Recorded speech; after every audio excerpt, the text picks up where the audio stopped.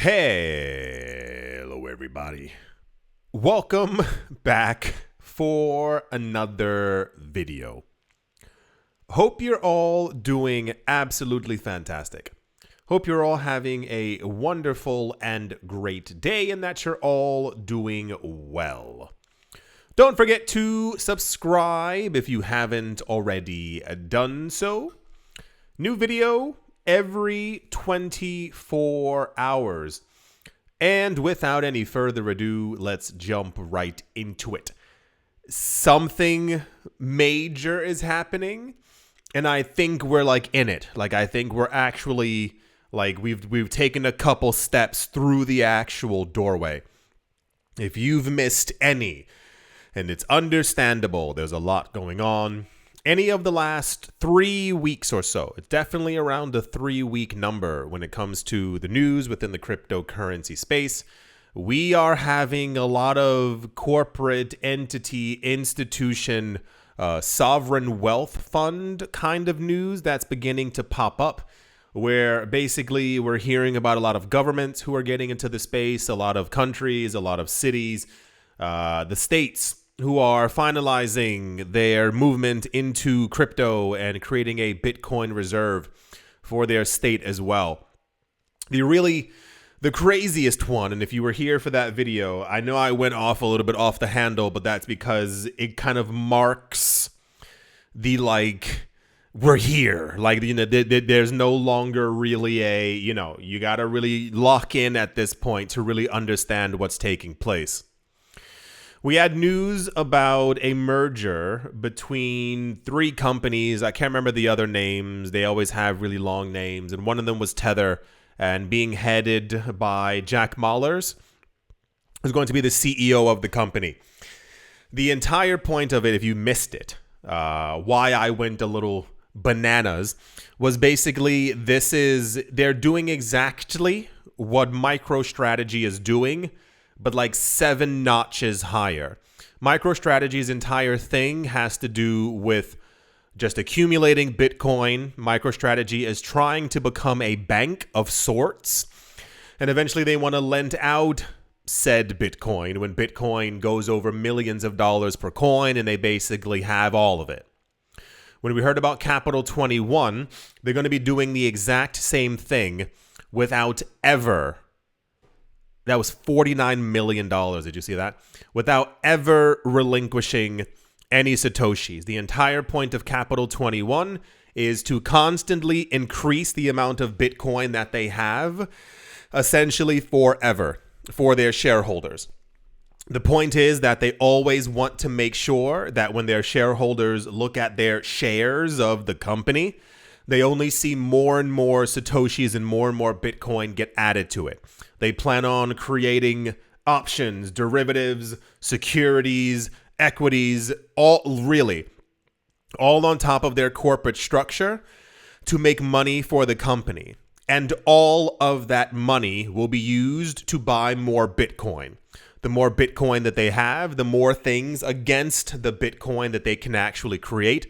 And is meant to be a loop that kind of just continuously goes until there literally is no more Bitcoin to actually accumulate. As the company becomes richer, their shareholders become richer. That's the loop. This popped up, and immediately I was like, okay, this is how we begin it. This is how we get to it.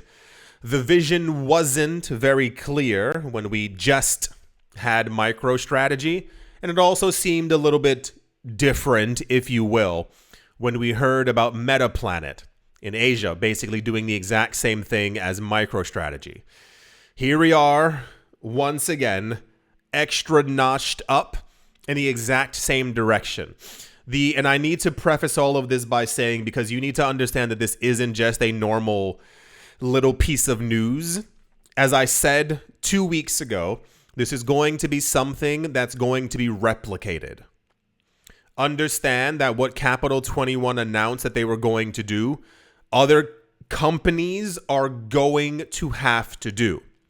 Part of the reason why, if you missed the other video, Jack Mallers and all these people, they were discussing why they were creating this gigantic venture and it basically comes down to Microstrategy with like a lot of force and will and money basically rose their stock valuation by 2,000% by just accumulating Bitcoin.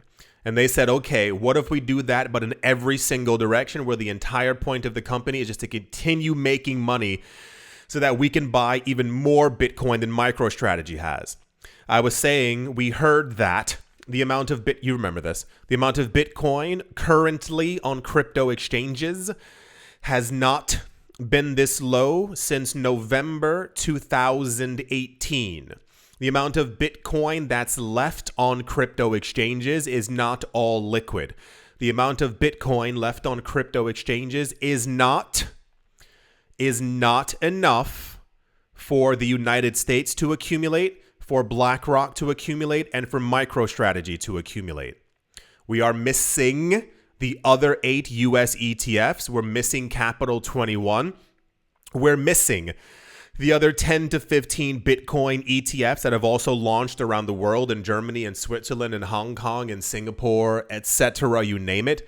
We're also missing the smaller companies, the ones who only have 1, 2, 3,000 Bitcoin, who are also buying more all the time. We have reached the point of like no return, because everyone is going to go after that 2,000% stock increase. And when everyone is doing it and everyone's here at the exact same time and everyone's trying to get through the door to get the exact same piece of cake that only has slivers and crumbs left, it's going to get completely nuts for everyone who's in this space. It says, in the United States, MicroStrategy proved the Bitcoin treasury model. In Asia, Metaplanet took the baton and ran with it. Now in Europe, a new name is emerging as a leader in balance sheet transformation. They are called the Blockchain Group, ALTBG.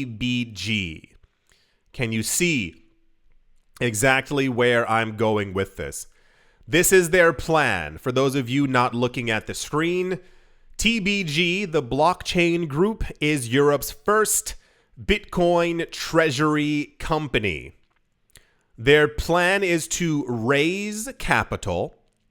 Number 2, it's to accumulate Bitcoin. Number 3 is to hold that Bitcoin forever. Number 4 is do not lose any Bitcoin. Number 5 is do not sell any Bitcoin. They have a little numbers right here, and this is what I was talking about. Everyone wants these numbers.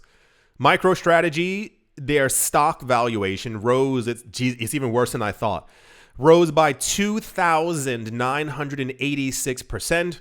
Metaplanet rose by 1,711%. And the Blockchain Group in 6 months rose by 474%. And that's just with accumulating Bitcoin. That's why the Capital 21 thing was completely insane, because they said, yeah, we're also going to be accumulating forever, which will raise their company's valuation. But they said everything else that we can do to raise money, we are going to do. Keeping in mind, this is now like a bit of like a rumble in the streets. Because understand that there are other companies who are going to do this, who are A, going to announce that they're doing this, and there are going to be some B who do not announce that they're doing this at all. They're trying to keep it secret. That's why I keep saying all the time, there's this really weird delusion going on where people think it's just MicroStrategy. And I was like, no, they're not the only company out there doing this. These companies want to be known that they're actively accumulating huge amounts of Bitcoin. Listed on the Euronext Growth Paris, the Blockchain Group has delivered one of the most remarkable performances among all public Bitcoin companies since adopting its treasury strategy. In 6 months, Apparently, they posted even more. In 6 months, they posted a 709% Bitcoin yield, far outpacing Bitcoin's performance and demonstrating how balance sheet engineering, when done through Bitcoin, can drive exponential shareholder value. This isn't a story about simply riding Bitcoin's price action. It's about manufacturing Bitcoin per share. The idea, same as Capital 21, is to only accumulate Bitcoin so that every time anyone holding on to their stock or who is a shareholder will constantly get richer in terms of Bitcoin. You know that Bitcoin's extremely finite, right? Now imagine you have 27 different companies all doing the exact same thing publicly. It's about manufacturing Bitcoin per share through disciplined capital strategy. The blockchain group wasn't always a Bitcoin first company. In fact, until late 2023, it was a diversified tech holding company with interests across media, consulting, and software services. But what ends up happening is that people realize how much money there is to be made in this market and they shift. Yes, my friends, this is going to be, here's the actual press release for them announcing all of these things, that they're shifting exclusively into a Bitcoin company. This is going to be very dramatic, and this is what I believe is going to be a large part of the movement forward within this space in the future. I think other companies have already taken notice. And this is why we got Capital 21 and this like gigantic merger. Basically, as a company, you want to do well. I know that sounds redundant, but of course, that's exactly what's going on. You usually aim for 7, 10, 15% form of growth per year. When you can do 700% in a couple of months and do thousands over the course of a 2.5-year period, everyone else is going to jump into this. And it's something as simple as just accumulating Bitcoin. But this is going to be on a completely different level because these companies are basically going to become cash cows. The amount of money that they make is only going to continue to grow larger as they create more products on top of the actual Bitcoin that they have. The more Bitcoin that they have, the more that they can create. The more that they can create, the more money that they get. Yeah, we're in for a very wild ride. I guess it does make a little bit of sense when it comes to the May timeframe that we're getting all this news right now. But as always, don't forget to have I'm telling you, listen to my words. Have a real conversation with your portfolio and see if you are content with the way that things are or if you need more, because this is only going to continue to get out of hand. That's the blockchain group news. And yeah, let's move on. Also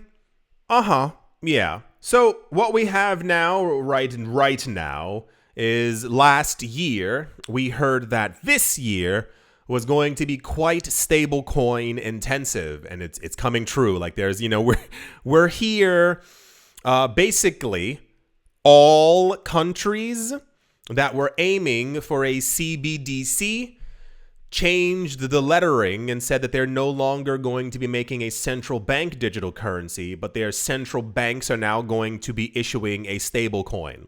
It's literally the exact same thing with the same amount of control and the same amount of everything.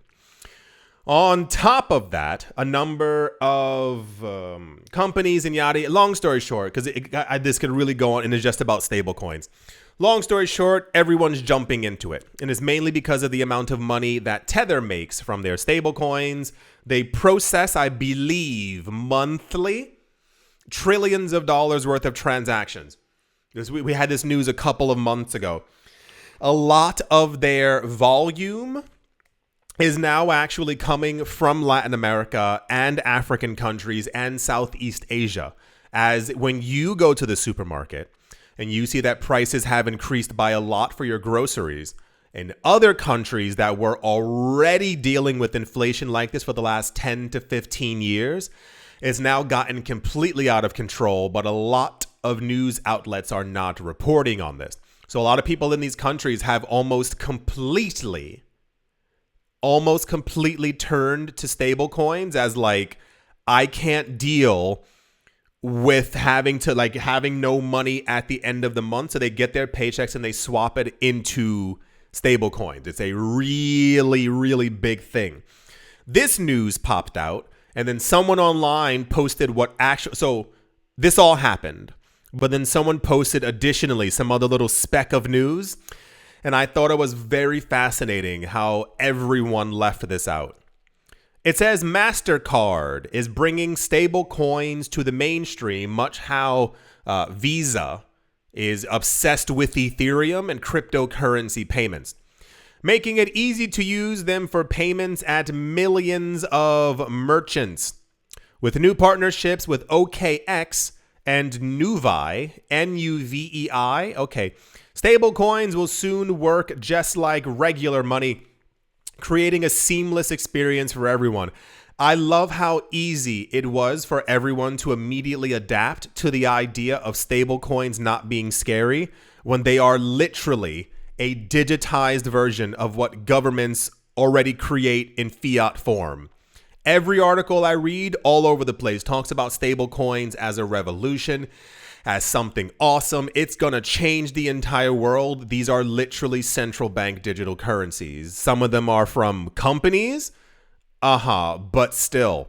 In a press release on Monday, the company noted that its partnerships will create a complete system where consumers can spend stable coins and merchants can adopt them. So now you're understanding a bit more, because usually if you are in North America and or maybe even Western Europe, you probably aren't, if you will, banking on stable coins. You probably, you may not have any. Maybe you have some for the yield, but it's not your main focus.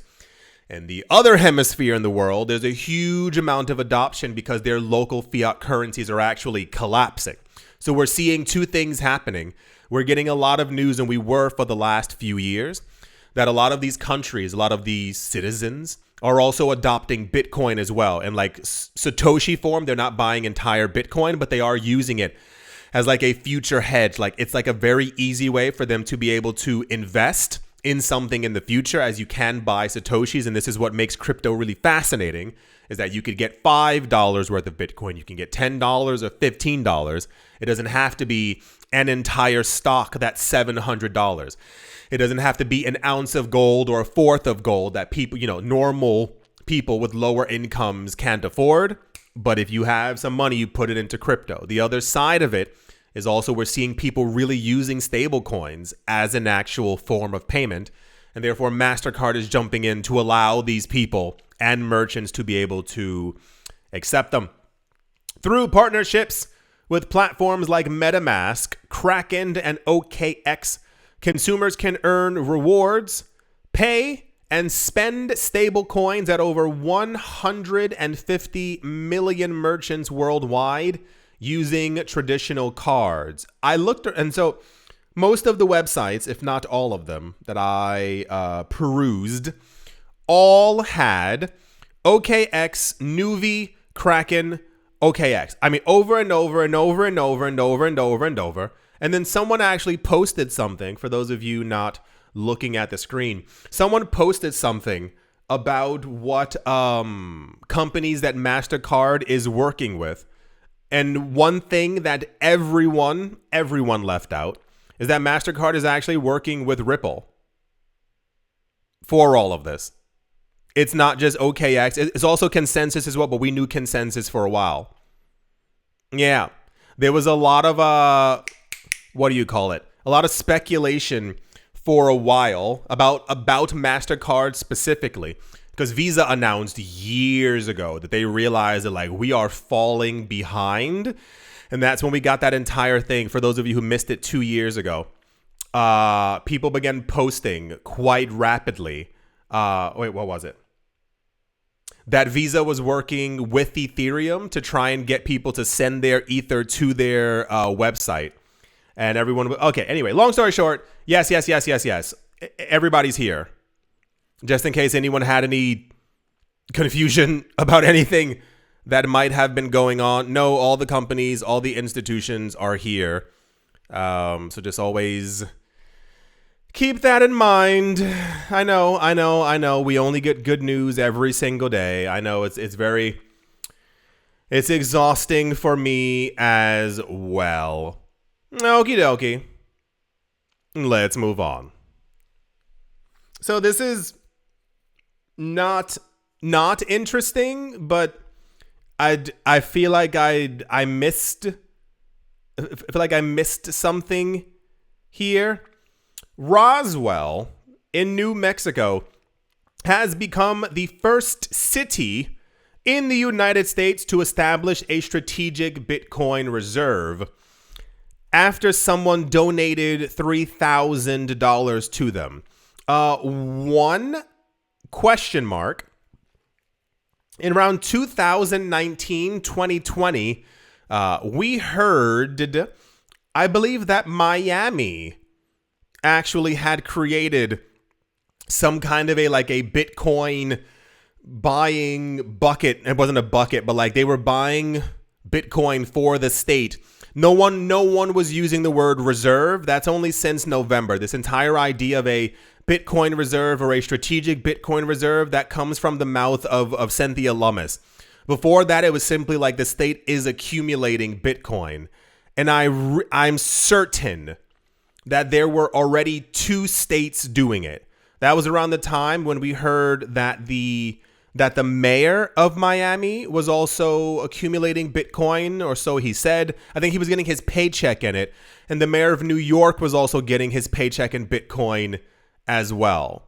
So then the news popped up about Roswell, and I was like, once again, it's not that it's not fantastic, but every website except for 2 really kept on saying over and over that Roswell created the first Bitcoin strategic reserve as a city. But they didn't. It was only after someone donated money to them. And when they got that Bitcoin donation, then someone was like, oh, hey, maybe we should hold on to this. So it wasn't like an actual effort to do this. They got a donation and then they were like, all right, well, we got it now. What should we spend it? And they're just choosing not to spend it. The city's officials are meeting to consider the formal creation of this reserve. The reserve was initiated with a donation of 0.03 BTC, valued at $2,900 at the time of receipt. The funds are to be held until they reach $1 million threshold before being utilized, which is also different than what I read in other places, where basically they plan on holding it over the course of a 10-year period. Many different places did not even mention that it was a donation at all. They simply had also no numbers. Very few places even had how much Bitcoin that it was. It's not that, is that 3 million Satoshis is not a small amount, but no one mentioned the exact number. And I had to keep digging around to different websites. And I was like, oh, wait, that's not it. There we go. Apparently, the city plans to hold on to its Bitcoin reserve for at least 10 years. And it's like, okay, so everyone was writing different things. And apparently the true story is that someone donated the money. And I wonder who it is. A lot of you probably do not remember. This must be 2018, 2019. Remember how we got all the news that the universities within the United States had begun to accumulate Bitcoin, which is also something that people will always forget because maybe it's not shiny enough. I don't know. We got news that all the Ivy League schools, we got Brown and I want to say Harvard, had begun to accumulate Bitcoin. And then somebody was asking another university if they were going to do it. And they said, no, we have no intention. And I think this is an old article. Someone donated, I think, like $1 million worth of Bitcoin to them. And they were like, we are now accumulating. And I was like, what the fudge is going on? So a lot of US universities who make a gargantuan amount of money by overcharging for student tuition fees because they should not be that high, watch documentaries on it, use that excess money, for those of you who also don't know, and they create gigantic funds. So all US universities have this, but of course, like the richer ones have bigger ones.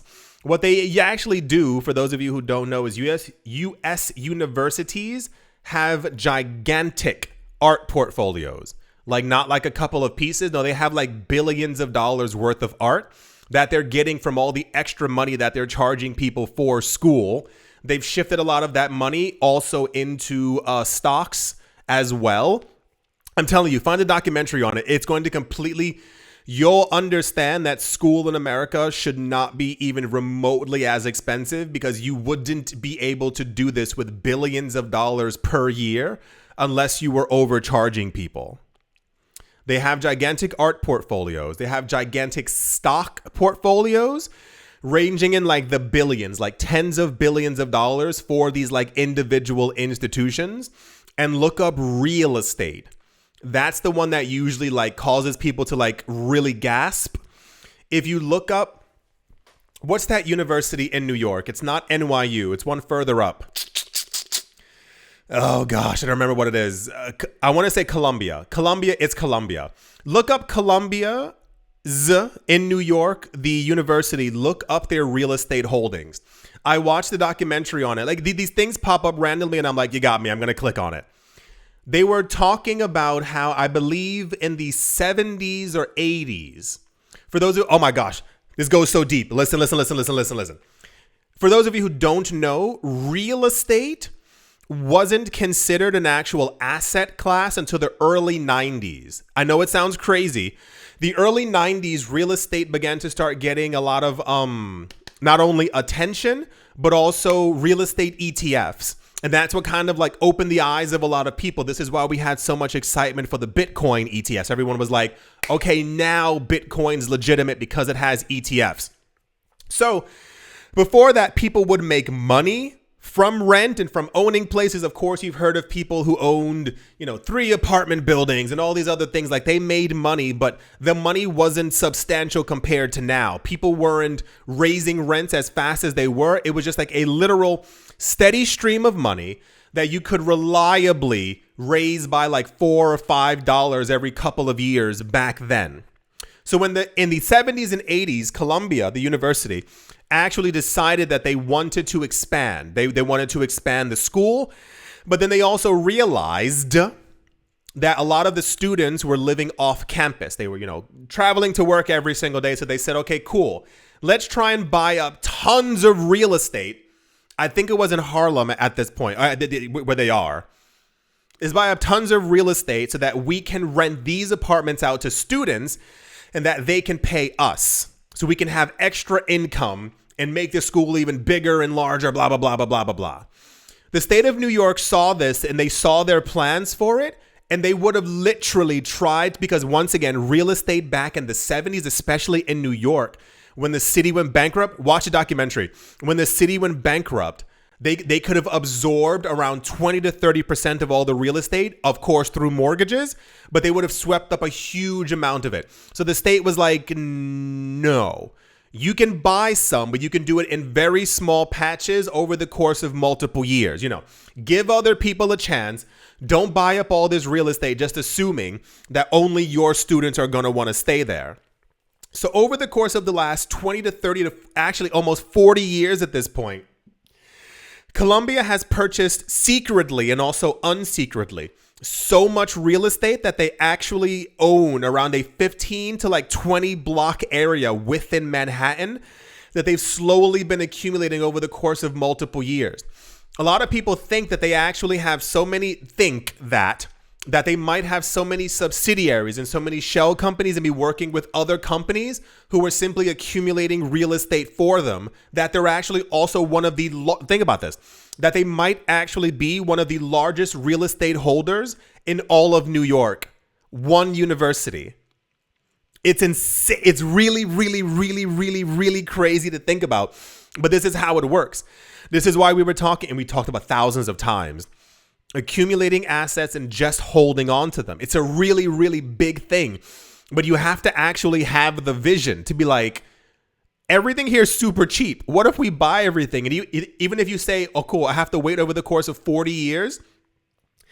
Universities within the United States, if you look at like university towns and stuff like that, they offer huge amounts of housing to off campus as well to their actual students. It's because they own everything. And even once they've actually reached the capacity and there's no more demand from their students, the other 20 to 30%, they rent that out to locals or people looking to move to those cities. These universities are wealthy. Like, they're not rich. Like, it is another level higher than you could even begin to possibly imagine. If you get a chance, look into how much, this will also boggle the mind. Look into how much real estate that the Vatican actually owns. There are like all the really wealthy entities that you would never kind of assume, would own anything. No. They own a tremendous. Look into who owns 10 to 15% of all the real estate in London. I'm telling you, it's really, really fascinating when you realize that like even the discussions that we were having before about like corporate landlords, yeah, there won't be anything left. People sit around and people think that there's this constant like flow of abundance from all of these things. And that's not how it works. I told you, I had a friend, he probably still works for the same exact company. The point of his company was that they were like a consultancy firm for real estate.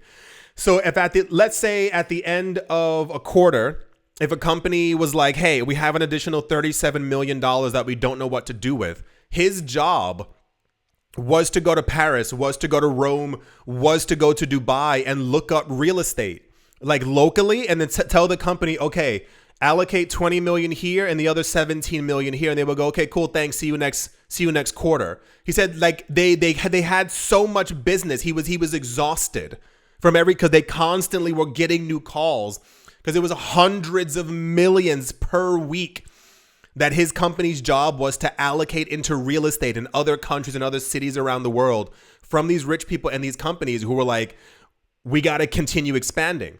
That's why it was so funny. Remember last point when we heard from when the entire FTX collapse was happening and people were going through all the finances and they saw that Sam Bankman-Fried had bought his parents a gigantic house. He had a huge house. They had tons of real estate. And people were like, why did he have all that real estate? And I was like, that's what money does.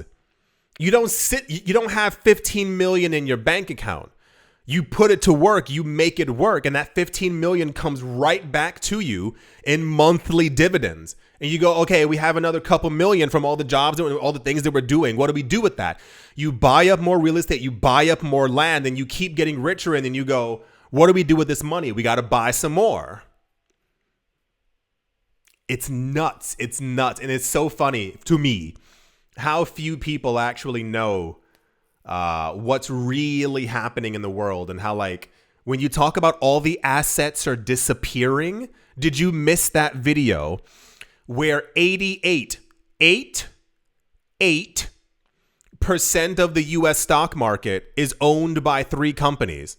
It's BlackRock, State Street, and I want to say Fidelity. 88%. Because as you make money if you have $1 million in stocks, the dividends, let's say, are giving you like a good 3 to 4%. Let's say 4%. At the end of the year, you're getting 40,000 back. If you swap that 40,000 directly back into those stocks, next year your dividend income will continue to be bigger. What happens when you have $100 billion worth of the stock market and you continue to get dividends? Because those 3 companies, they never plan on relinquishing their assets. Like it's like a thing within their corporate structure. You only accumulate more. Why do you think I'm always screaming about these companies who are always buying more Bitcoin? You just heard about another one who was like, no, we are only planning on buying. There will never be like, so what happens when Bitcoin goes to $4 million? And these people just never sell. They only plan on making more. When you can stake Bitcoin and you never have to relinquish it. The money that you make from that, you use to buy other assets forever. Why do you think they're buying all of this? Why do you think they're rushing into it right now? Why do you think all these companies are like, we need to make as much money as possible to buy Bitcoin forever and hold it? Open your eyes, everyone. Like, really look at what's taking place. Well, hope you all enjoyed. Hope you all are having an amazing day, morning, afternoon, evening, wherever you are, wherever the heck you might be. I hope it is absolutely fantastic. Thank you all once again for watching, listening, liking, commenting, supporting, and I will most certainly be talking to you all soon. See you.